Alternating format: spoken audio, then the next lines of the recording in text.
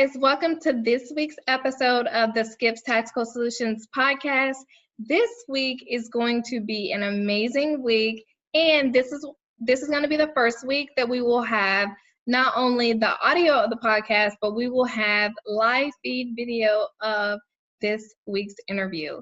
So this week we have Toya, and she's also known as Security Bay, is it?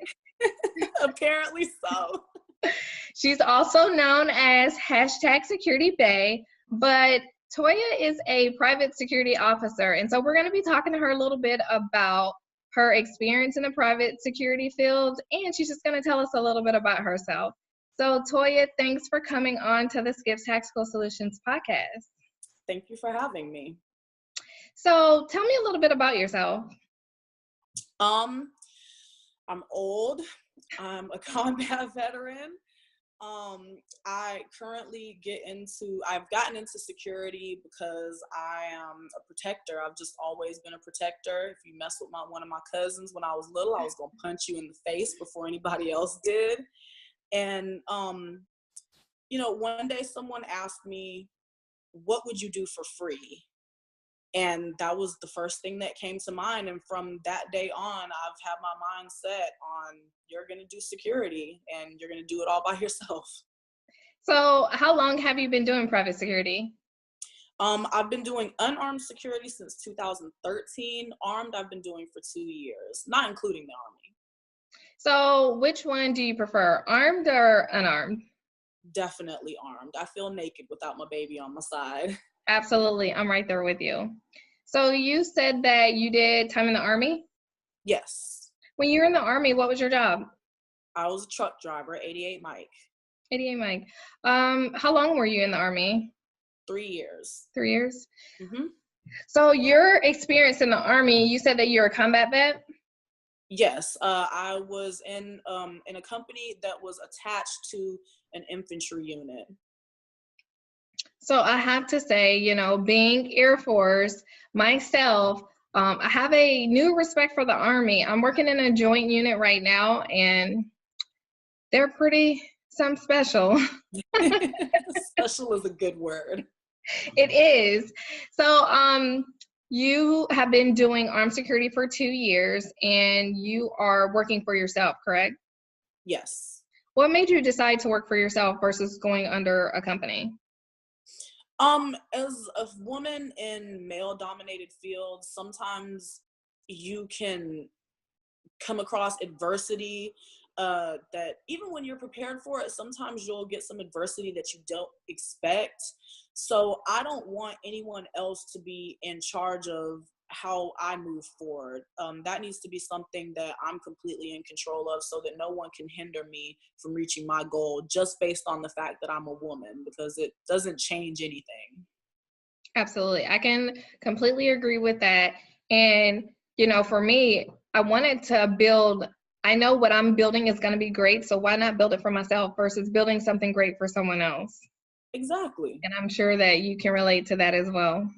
Definitely. All right, so Toya, how has your military background kind of influenced the way that you move around with private security? Oh my gosh, in every way. I mean, basically in training in the military, they train via brainwashing pretty much. they drill it in and drill it in and drill it in and drill it in until it's second nature. So I mean, people tell me all the time the way that I carry myself, they can tell that I was military, but I've been out for a long time, for almost a decade now. And it just, everything stays with you. And I would have had to have built that up for a long time if I didn't have the military as a foundation. Absolutely. That would have took years and years of training. And it's funny because when you come across someone, with that military experience, like you just automatically connect. So Yeah. For, you guys that are listening or viewing, me and Toya connected via Instagram, and, she's obviously into firearms, and, you can kind of tell when someone else has that background, and it was instantly like, oh, okay, another like-minded female, which there's not a lot of females that are like-minded that are about their business and not really about selling that sex versus, you know, taking care of themselves. So Toya, what kind of training have you taken? And that can be inside the military or outside the military. Well, it definitely started in the military. I was in a support company that was attached to an infantry unit. So we did everything that our boys did. Our boys didn't pull security for us. We pulled our own security. So I had the opportunity, thank goodness, to gun a 50 cal on my own gun truck in Iraq and everything. So that training is probably more monumental than any other training that I've had as far as my fundamentals. However, of course, I've taken the course for the unarmed security officer training. I've also taken the course for the armed security training, which included a trip to the range where we completed the FBI range course. Also, I always try to make sure and keep myself trained up on my own time. I do Krav Maga. My instructor is really awesome. I explain to him what I do as a job, and he's prior law enforcement, prior military. So he basically constructed a curriculum for me. He's taught me how to take a gun out of someone's hands when it's to my head. He's taught me how to disarm from a knife. He's taught me so many things, and he's made me do it all with my eyes closed, which is a really, really big help. That, and also just research. When researching, you have to be kind of careful, and because we use the internet basically as a main researching tool these days. Yeah. So when researching, I cross-reference everything. I try to do it twice if possible, if not 3 times. And I take that information and I just, sitting here in my living room, I just apply it however I can and practice on my own time. So out of all the training that you received, whether it be in the military or outside, what has been your absolute favorite training? Oh my gosh, we let the scouts, we let the snipers, the scouts ambush us in training while we were getting ready to go on deployment, and they crushed us. They crushed us. I was one of the first people that got shot. I had to get out of the truck and sit on the sideline while everyone else was doing their thing. And the funniest thing about that story is that I was sitting there to what I thought, sitting next to what I thought was a boulder. And about 3 minutes later, the boulder got up and started walking. And I had no clue. I was like, oh my God. So, I mean, our infantry guys, 227 infantry wolfhounds, man, the best of the best in the 25th Infantry Brigade combat team. I can't say enough about my boys. I'm gonna love them until I die. And they gave it to us that day, but it was fun. I'll never forget that day of training. And you know, it's that type of training where it's a comfortable training environment. You know, it's comfortable, but you're uncomfortable, you know, and everyone's just having a good time. And that's when you learn and you can retain that information. Yes, definitely. You're around like-minded people and you're just enjoying yourself. And that good training environment is just invaluable. Yeah, it really is.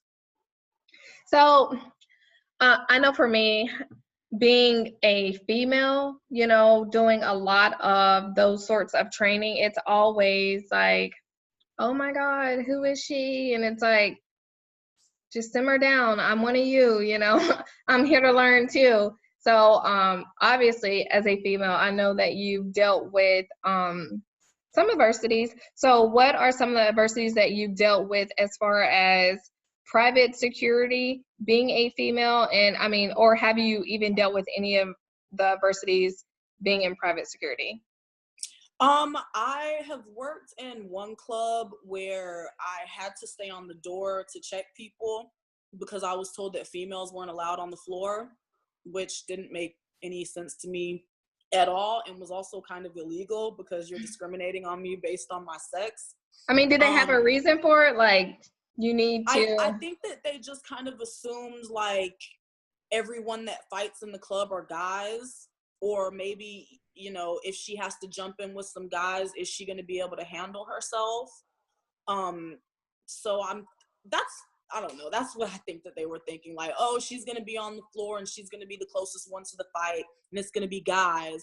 And now we've got a security right there that can't do anything about it. But I mean, that's what the gym and that's what training is for. And I get into it with the altercation with guys. I'm here for it.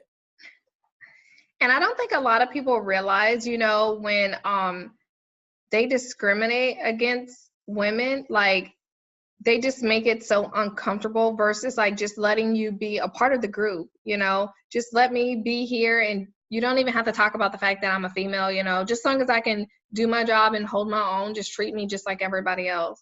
But, Exactly. you know, it could just be so much easier if they just let us do our job. Really, really.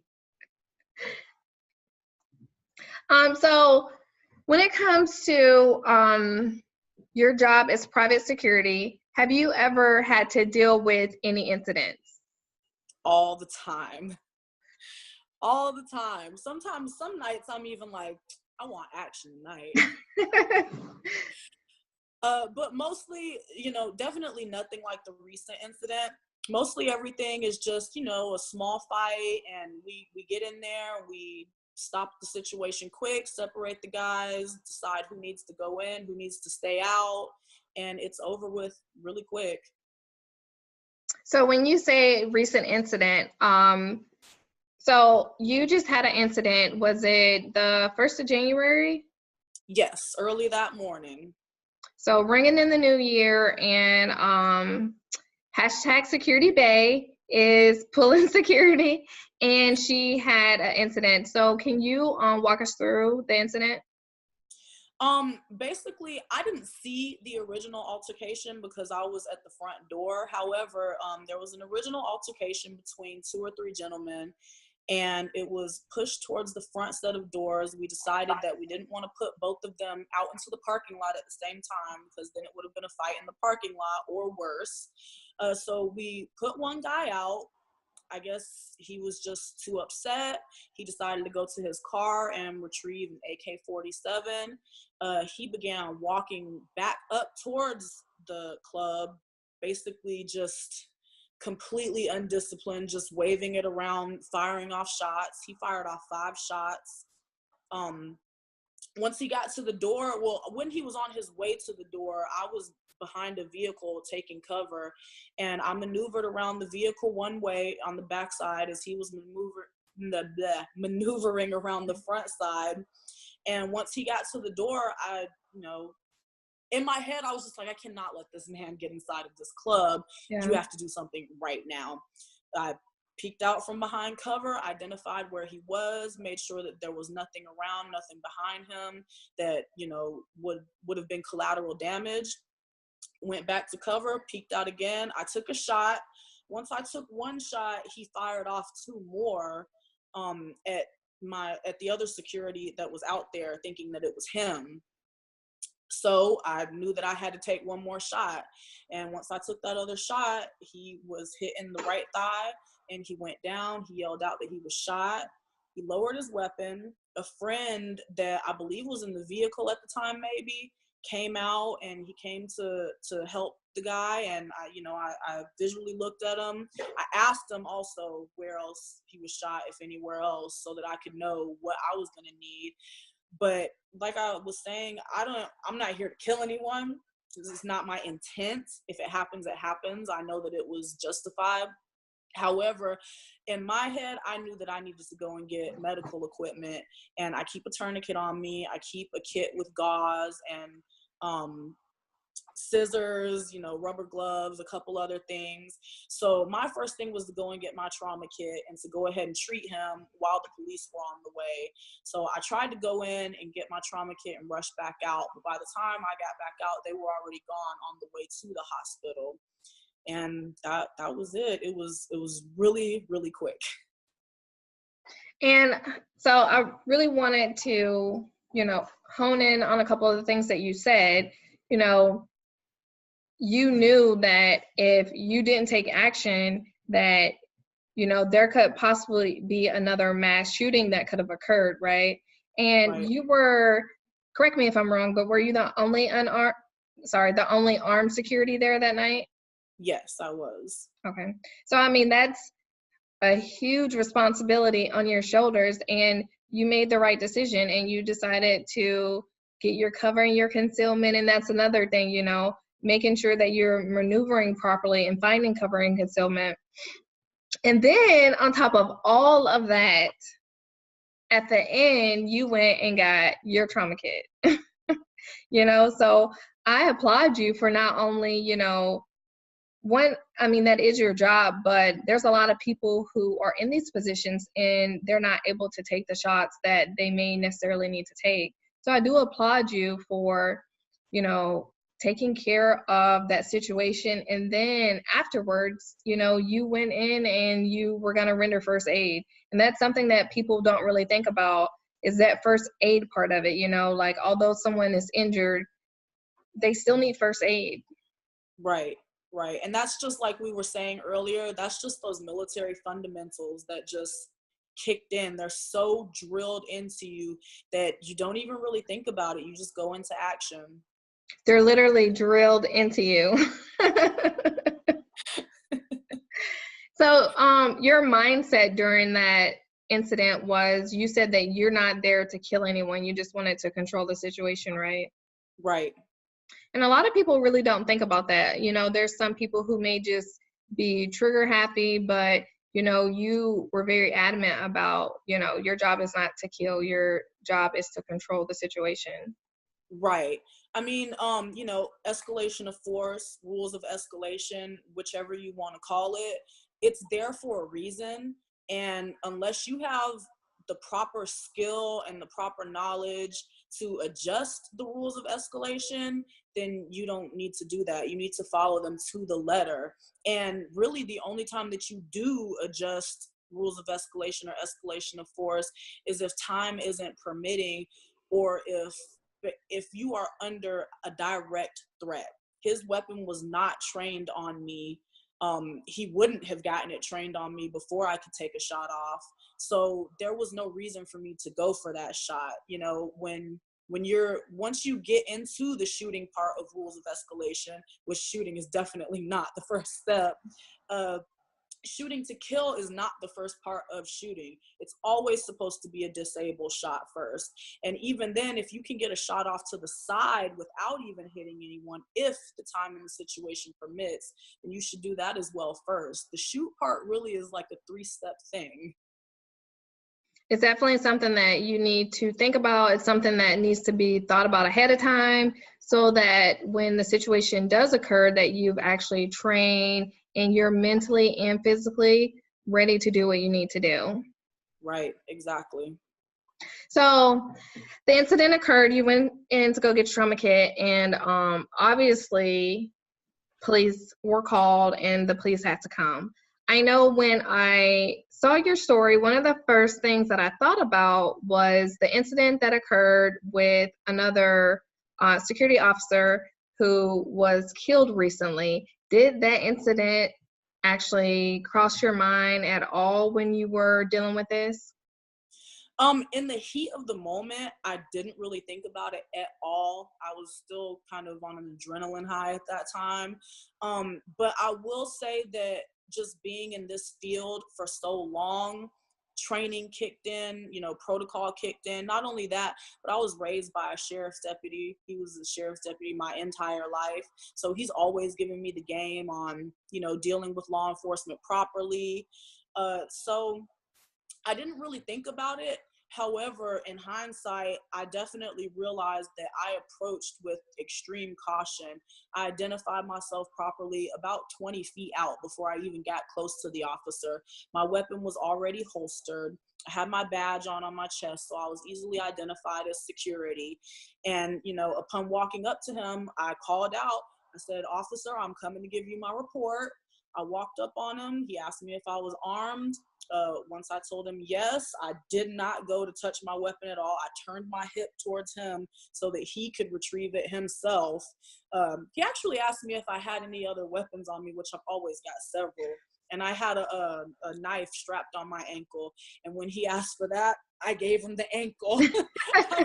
I'm not taking this thing off. You got it, sir. It's funny.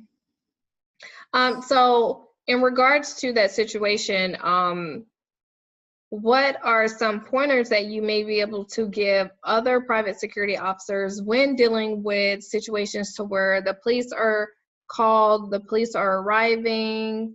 What should they really be thinking about? You need to make sure that you dot your I's and cross your T's. There shouldn't be anything in that situation that you're not thinking about. There shouldn't be anything that you're doing on accident, you know, because you're not in a situation where accidents can really the accidents can get deadly. Let's say it like that. The accidents can lead to something that you didn't think that it was going to lead to. So I would just say, make sure that you've got your bases covered. These are things that you need to think about and run through physically, not just thinking about before you even get to the situation. You need to make sure that you're properly trained. You need to look things up and make sure that you've got a relationship with the officers as well. Yeah. We've got officers that work at our clubs with us, and I always go and talk to them. We're on first name basis. They understand the training that I've done. They understand exactly who I am. And that's really it. Just, you gotta dot your I's and cross your T's. Attention to detail, just everything falls into place once you do that. Absolutely. What do they call that in the Army? Rock drills? I don't know. I've never heard that one, I don't think. Sometimes they go through those rock drills where they actually play everything out. So, going through those different scenarios in your head and the aftermath of a situation is important because, you need to know those natural reactions. And a lot of people really don't think about those natural reactions. And, you were so trained that your natural reaction wasn't, complete shock. It was, okay, now I need to render first aid. Now I need to do this. And then now I need to do that. And you were able to properly handle yourself. But, for people who may not be properly trained, it may just be shock or it may be something else. And that's why just being confident is extremely important, because you're confident in your abilities, you're confident in the way that you may actually handle a situation. And a lot of people, they really don't have that confidence because maybe they're not properly trained. Right. And a lot of people, I think that you go into it with the confidence, and it's like, no, you can develop that confidence. And man, the funny thing that you said about shock is, and I don't think I've told anyone this because I had to keep like this gung-ho, like, yeah, I handled it, but yeah. The second shock set in, I knew. I was like, this is shock, you're fine, just calm down, breathe, think about everything logically right now. And I literally talked myself through shock. Even when I was sitting in the back of the police truck waiting on them to check out the scene, I was just sitting back there looking at my hands like, yep, you're in shock, just breathe it out a little bit, pay attention to your surroundings. A lot of times paying attention to the details around you will take your mind off of something long enough for you to get through it. But that was training as well. I knew the shock as soon as it set in. I was like, here we go. And I mean, obviously Toya is extremely trained, and everybody's going to deal with that when they're dealing with, a possible life-threatening encounter or just, a very stressful event. And knew how to deal with it and started to do little things to kind of combat that. So, I mean, that's awesome. And, you said while you're in the back of the police car, and I mean, people really don't realize that there is protocol to everything, Right. They're not going to let you stand out there beside them and be like, okay, so show me this, and that, like they have to go through their protocol and they have to dot their I's and cross their T's just like everybody else. And there's a stigma out there a lot right now when it comes to police officers, and they're not all bad. And overall, do you think that you had a positive interaction with them in regards to this situation?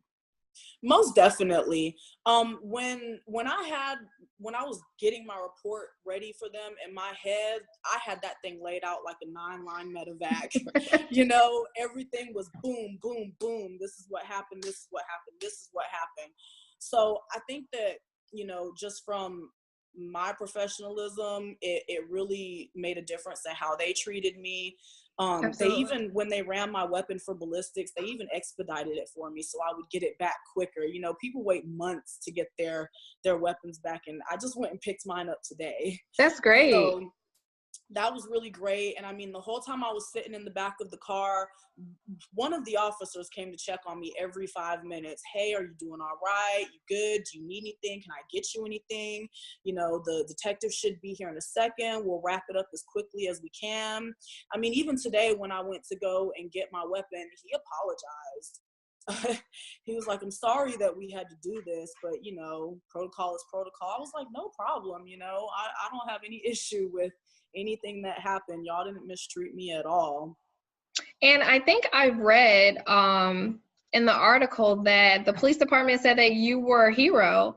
And I mean, that's awesome that they actually, gave credit where credit was due, because you truly are a hero. Thank you. Yeah, he told me as soon as I gave him the report, he said, we have to check everything out. However, it seems like you did exactly what you were supposed to do. And they all thanked me. And when I came across this story, so, like I said before, me and Toya follow each other on Instagram. And I'm like, I didn't see this story anywhere else. Like, I haven't seen this on the news. And someone that followed me sent me the story. And this is a case of a good girl, I could say, another win for the good guys and the good girls, but this is a prime example of a good girl who's out there, and she took charge and she protected lives.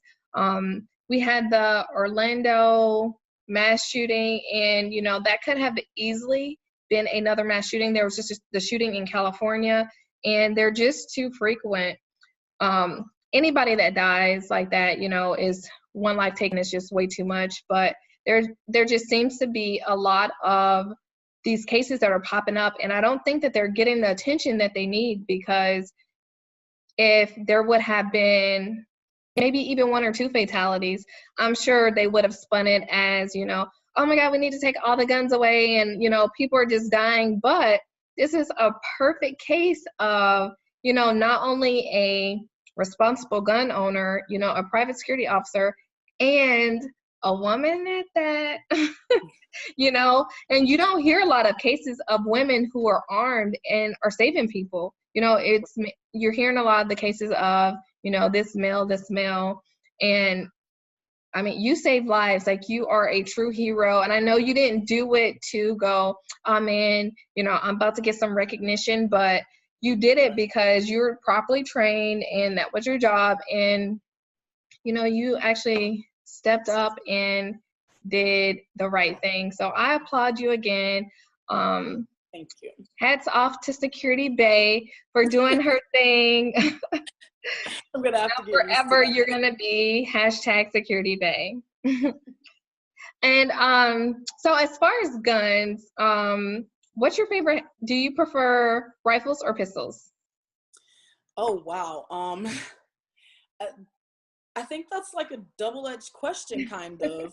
I mean, it depends on what we're talking about. I mean, of course, your pistols for concealability, that's just awesome, especially your little babies, like my little Ruger LCP. You could just carry it everywhere, and it doesn't hinder your movement in any type of way or anything like that. However, just Army life, I started on my rifles. I loved every M4 that I was assigned to death. Gave her a name, cleaned her, did everything that I was supposed to do with her. So me and rifles do really have a special relationship. I honestly don't know if I could choose. So when it comes to just going to the range and shooting, do you prefer to shoot pistols or rifles? Both. Okay. I still can't choose. He's like, I love them all. Just give me all the guns. I really do. I mean, power in your hands. It just, when you can control that power in your hands, it just feels great. And I think that's a big thing with the rifles. I mean, that's one of the biggest things about why I wanted to be a 50 cal gunner. The first time I shot it, I was like, oh, this is for me. You know, this is my gun right here. So probably, ultimately, I'd probably have to go with rifles, just for, generally, you're going to typically have a little bit more power in those. Yeah. There's nothing like shooting a rifle, you know, and you can go long range, you can bring it up a little bit closer, but you definitely got that power. Do you have a favorite manufacturer? I am really in love with my Smith & Wesson. I carry a Smith & Wesson SD40. That is what I had on me that night. I have shot a Glock and then picked this up right after, and everybody's trying to get me to go over to Glock. But honestly, I just love this baby. I love it so much. I love the way it feels. I love the weight of it. I love the amount of recoil. I love everything. That's good. I have not shot 40 a lot. I have to say that I do prefer 9, and I think I need to branch off more. But as far as me, you know, not like, I guess I'll just go ahead and let the cat out the bag. I'm kind of, I don't want to say cheap, I'll say budget friendly. You know, and there's nothing like being able to go and buy, you know, $50 worth of ammo, you know, and getting 4 or 5 boxes of 9. There was a sale on 9, and I definitely grabbed a good bit of it. But 40 definitely awesome as well. And Toya loves her Smith & Wesson.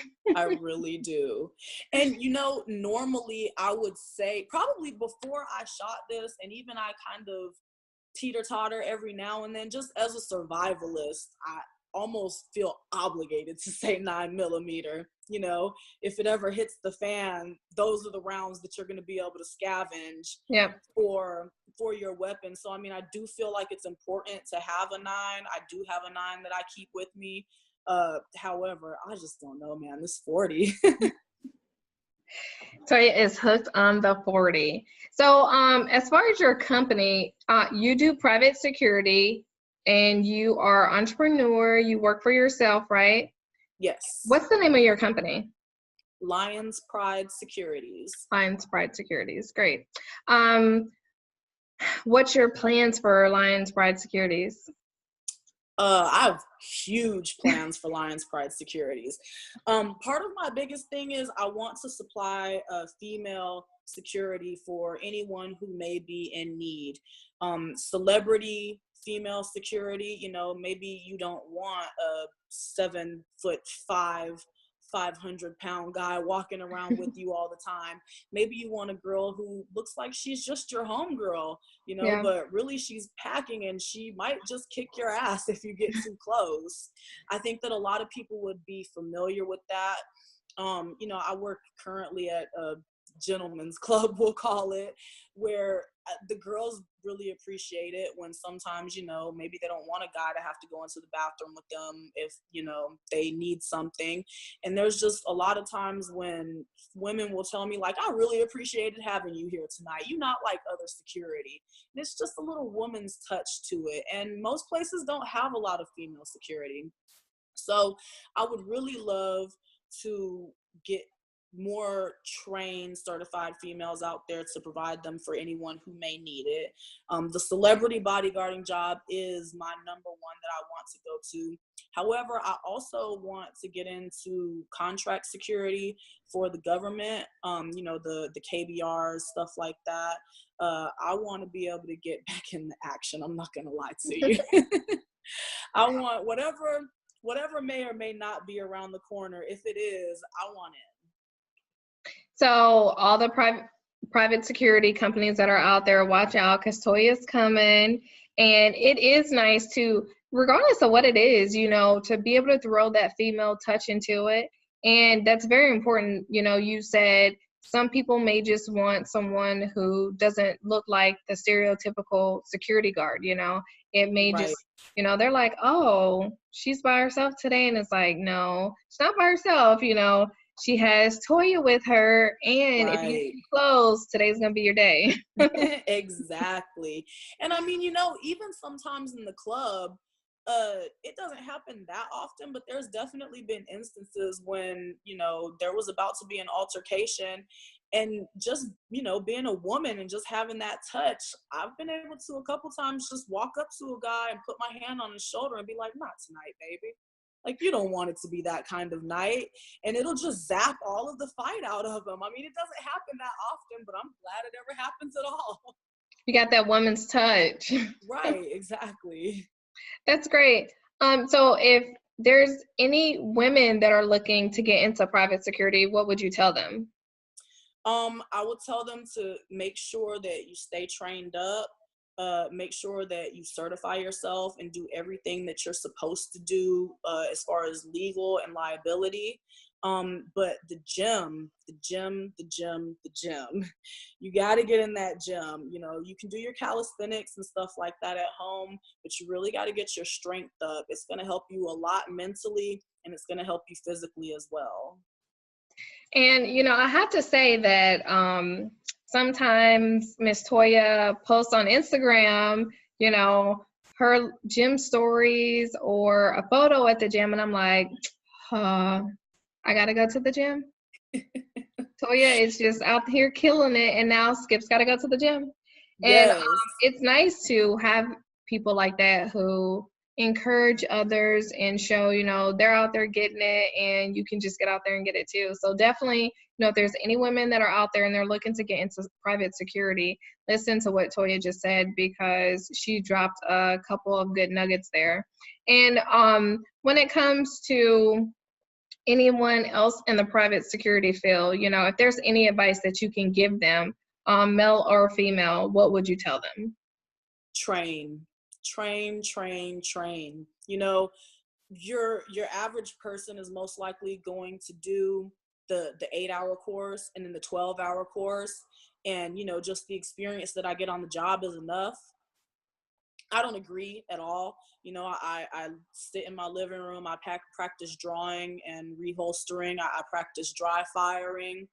I practice everything. I go to the range as often as possible. You can't make something muscle memory or second nature without repeating it several times over. I mean, until you're sick of it, honestly. But it's going to pay off once you do, and your confidence is going to be through the roof. And, you know, I'm a huge advocate of dry fire because you can do a lot of things in the comfort of your own home. And a lot of people don't realize that. So, you know, for the people who are not really confident, they can build up a lot of that confidence in home, and then they go to the range and put it on paper.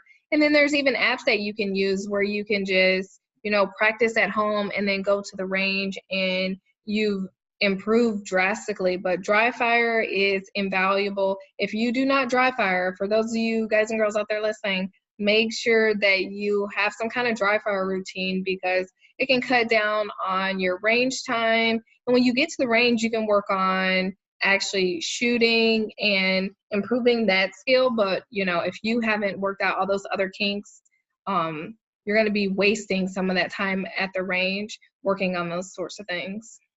Definitely. And just to kind of piggyback onto that, I have really weak wrists for some reason. You know, sometimes when I'm towards the end of my workout in the gym, it's my wrists that fail first. It's not my muscles. And you know, that can definitely affect your shot. So I was getting to the point where I was at the range, and when my shot was going, you know, down to the left or something, I was like, that's these punk ass wrists. And just going to the gym, you know, there's different things that you can do to strengthen your wrist. My trainer keeps me on the weighted jump rope, which has helped a lot.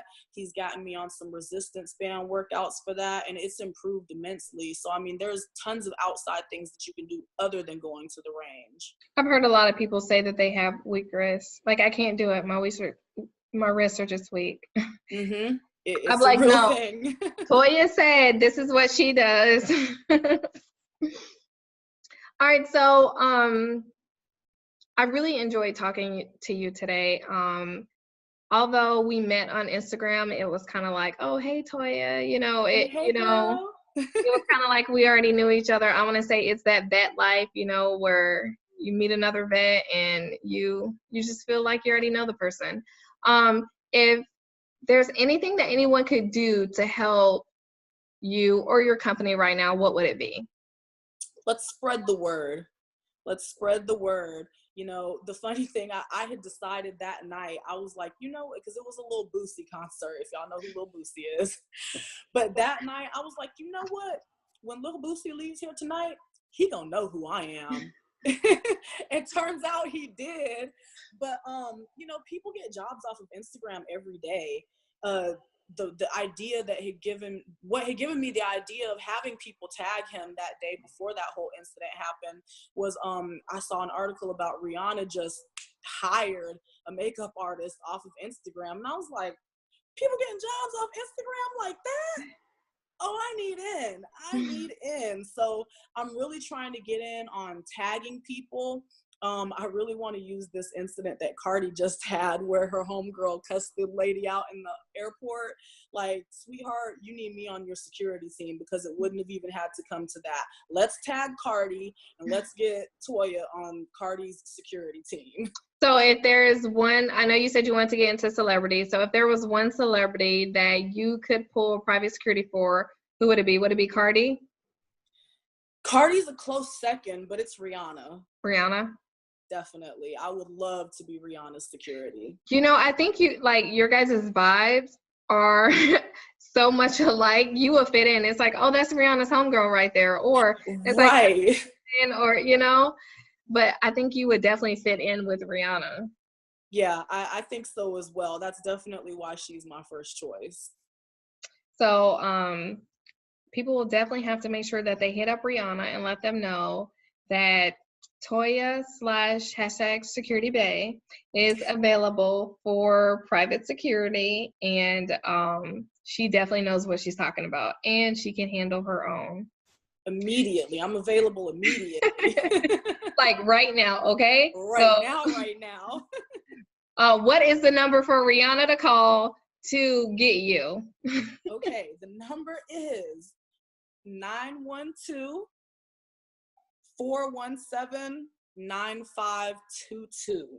All right. But wait, there's more. We could do my email as well. My email is Lions Pride Securities @gmail.com. And then there's always the Trill Toya Instagram.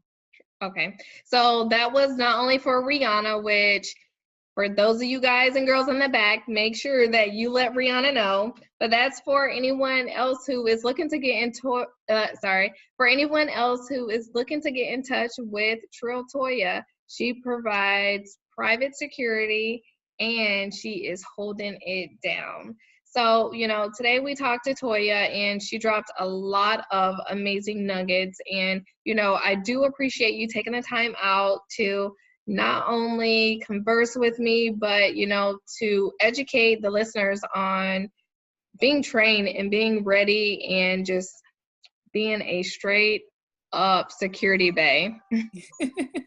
I still have to get used to that. But thank you so much for interviewing me. I really do appreciate it. You've been awesome. And as always, Toya is part of the Skips Tactical Solutions family. So if you ever need anything, let me know. And if you guys are interested in contacting her, which I would love for you guys and girls to show Toya some love, always reach out. And if this story touched you in any sort of way, or if you just want to reach out and tell Toya, I appreciate what you did, feel free to reach out to her. Her information will be not only in the show notes, but if you go back a minute or two, she listed everything. So one last time, for those individuals who want to get in touch with you, how can they reach you? What's the best way? The best way really would probably be the phone number. The phone number is 912-417-9522, and you can shoot me a message on there. All right. So we had a fabulous time talking to Miss Toya tonight. And thank you guys for listening to the interview. And if you have any questions, feel free to reach out. Definitely. Thanks, Toya. Thank you.